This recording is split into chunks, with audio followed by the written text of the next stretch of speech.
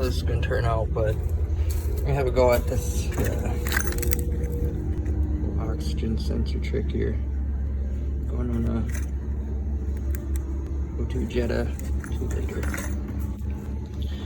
So, yep. I will get back with you. So there's the first hole there. And instead of maybe stepping it up again, we're gonna let her eat on the 1/2 inch there.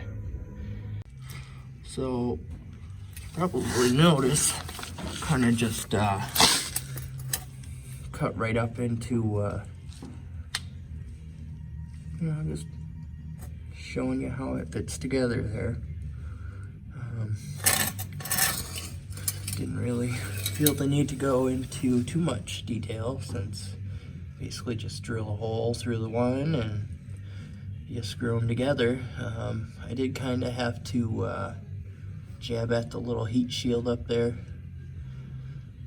There's clearance, but I just wanted to make it a little bit more room there for clearance, just in case. But yeah, I basically did that without even unplugging the motherfucker. Pretty simple.